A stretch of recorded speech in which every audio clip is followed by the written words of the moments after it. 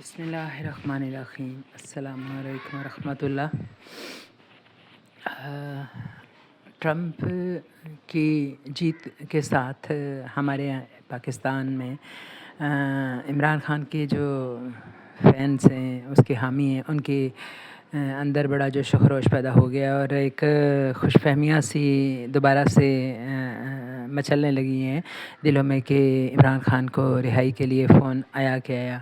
لیکن ایکسپرٹس کی جب ہم رائے دیکھتے ہیں اور ایک کامن سینس کی بھی ایک نظر ہم دوڑاتے ہیں حالات پہ، تو پتہ چلتا ہے کہ کوئی یہ کوئی گھر میں کا بھی کھیل نہیں، کوئی دو بندوں کا کھیل نہیں، بلکہ یہ ایک دو ملکوں کے درمیان، اور دو ملک بھی ایسے کہ ایک سپر پاور ہے اور دوسری جو ہے ہمارے جیسی ایک عام سی کوئی ترقی پذیر ملک بھی نہیں ہے، بلکہ بہت ہی بحرانوں سے بھرا ہوا ملک ہے۔ اور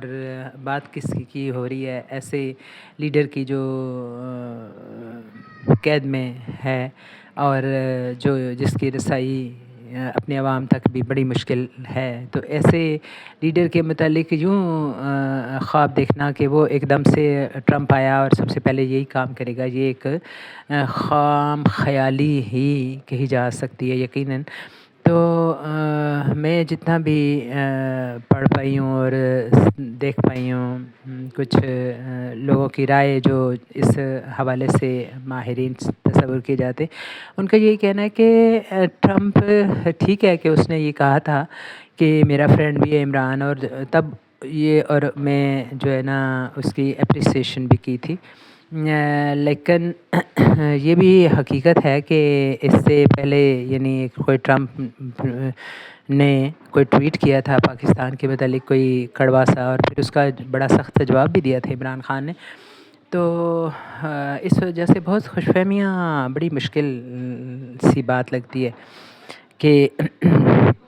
اور جاننے والے یہ کہہ رہے ہیں کہ اب فوراً تو نہیں ہو سکتا، کہ ظاہر ہے کہ وہ اتنی بڑی سپر پاور ہے اور دنیا بھر سے اس کے تعلقات ہیں اور اس کے اپنی اسٹیٹ کے بھی کام ہیں، اور عوام کے ساتھ وہ کوئی ایسی حکومت تو نہیں ہوتی کہ وہ چپ بیٹھ جاتی ہے اور بس اپنے مخالفین کے اوپر جالا باری اور میزائل باری شروع کر دیتی ہے اور اپنے حامیوں کو نوازنا شروع کر دیتی ہے۔ وہاں تو لوگ عوام کی فلاح کے لیے لوگ کام کرتے ہیں اور وہی ٹھہرتا ہے لیڈر جو کہ عوام کے لیے کچھ کر کے دکھاتا ہے۔ تو اس وجہ سے ہمیں یہ سمجھنا چاہیے کہ یہ شاید ایک تھوڑا وقت لگے، ہو سکتا ہے کہ عمران خان کی جو ڈیسپرا میں کافی بڑی تعداد ہے وہ لوگ اس پہ کام کریں، تو شاید کبھی اس کو بھی ٹرمپ کو بھی ایک ظاہر ہے کہ ایز لیڈر وہ کبھی اسے احساس ہو جائے کہ وہ انسانی حقوق کے تحت ایک عام انسان نہیں بلکہ ایک بڑے دنیا کے پاپولر ترین جو لیڈر ہے اس کے ساتھ کچھ زیادتیاں ہو رہی ہیں، اور وہ اس کے حق میں کچھ بول پڑے یا اس کے لیے کچھ کوشش کرے۔ لیکن اتنی جلدی جو توقع کرنی ذرا محال لگتا ہے یہ کام۔ تو پھر یہ بھی ہے کہ یہ کہا جا رہا ہے کہ جو عاصم منیر ہیں ہمارے چیف جسٹس، ہمارے چیف آرمی سٹاف، وہ جو ہیں ان کی جو صحیح ہے اس کے نتیجے میں وہ اس وقت بادشاہ سلامت اپنی جگہ پہ کہے جا رہے ہیں۔ لوگ ان کو جو سمجھتے ہیں ان کے کارہائے نمایاں کو، وہ ان کو بادشاہ کہنے لگ گئے ہیں۔ یعنی انہوں نے اپنی پارلیمنٹ سے ایک پورا بل منظور کرایا جس کے تحت یہ وہی پارلیمنٹ ہے جس میں عوامی فلاح کے لیے جو ہے نا بہت ہی مشکل محسوس ہوتی ہے۔ یعنی جاگیرداری سسٹم کو ہر کوئی سمجھتا ہے کہ اس کو ختم ہونا چاہیے، وہ کچھ نہیں ہو رہا۔ دلیرانہ فیصلے عوام کے لیے بہت سارے ضرورت ہے کرنے کی، لیکن وہ اس کے ایسے فیصلے کرنے میں جو ہے ہمارے رہنما اور قومی اسمبلی کے ممبران بڑا اپنے آپ کو عاجز پاتے ہیں۔ لیکن اس طرح کے بالکل ہی ایک وطن مخالف جو ہے انہوں نے بل پاس کیے، جس کے نتیجے میں چیف آرمی سٹاف جو ہیں وہ کوئی بھی ہوگا،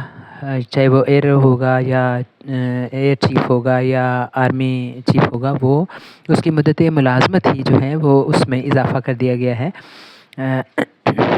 2 سال کا، 3 سال کا، یعنی اب وہ 5 سال جو ہے وہ چیف آرمی اسٹاف رہ سکیں گے، یا ایئر چیف جو ہے وہ بھی 5 سال ان کی مدت ملازمت ہوگی ہے۔ لیکن جو یہ ہمارے حافظ عاصم منیر صاحب ہیں، ان کے لیے ایک اور شک چھوڑی گئی ہے، اور وہ یہ ہے کہ وہ 5 سال مزید بھی اگر لینا چاہیں گے ایکسٹینشن تو ان کو دی جائے گی۔ تو جب ان سے کسی صحافی نے کہا جی کہ یہ کیا ہے، یہ تو آپ لائف ٹائم اپنے لیے کو گویا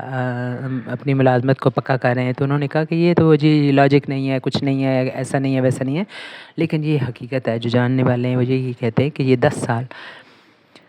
رہنے کا ارادہ رکھتے ہیں۔ تو جب پھر دوسری طرف دیکھیں تو انہوں نے آئینی عدالت ایسی بنا لی ہے جس میں ان کے سارے حمایتی جج شامل ہیں۔ پھر انہوں نے ججوں کی تعداد اتنی بڑھا لی ہے، اپنے حمایتی جج بیچ میں عدلیہ کے داخل کرنے کے لیے ڈبل کر دی ہے ان کی تعداد تقریباً۔ تو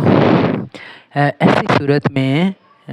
یعنی وہ ان کی عدلیہ ان کی غلام، پارلیمنٹ ان کی غلام، تو اس وقت نہ ان کو زرداری کی ضرورت ہے، نہ انہیں شہباز شریف کی ضرورت ہے، اور نہ ہی فی الحال عمران خان کی ضرورت ہے جیسے حالات جا رہے ہیں۔ لیکن